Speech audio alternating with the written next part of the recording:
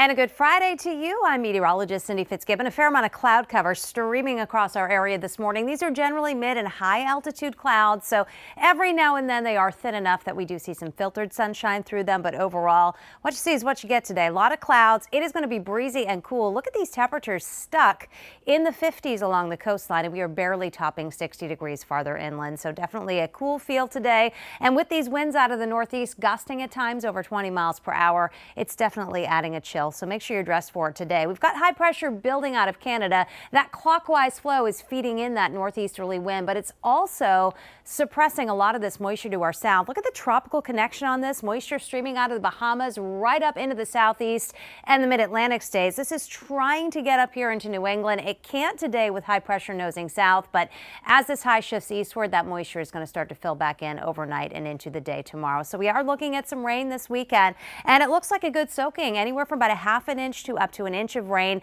And there could be some locally higher amounts, particularly out in the western part of the state. Overall, this amount of rain isn't enough to cause widespread flooding, but there could be some poor drainage flooding and any heavier downpours. So we'll watch that rain move in very slowly tonight. I think most of the night is dry. Temperatures are in the 40s as the clouds thicken up, and tomorrow will be a wet day. It is going to be cool and damp. Look at those temperatures stuck in the 50s, still an easterly wind, and there will be periods of rain and drizzle. I think it overspreads the area during the morning. Steady rain, I think, through the midday hours, and then as we get into the afternoon, it's a little bit more showery in nature, not raining all the time. But look at this, by tomorrow evening, there will still be some rain and some pockets of downpours moving on through. The bulk of this wet weather should wind down after about midnight on Saturday night into Sunday morning, and Sunday itself is a little bit drier once this warm front lifts on through. It's also going to warm up, so after being chilly on Saturday in the 50s, temperatures may actually climb on Saturday night.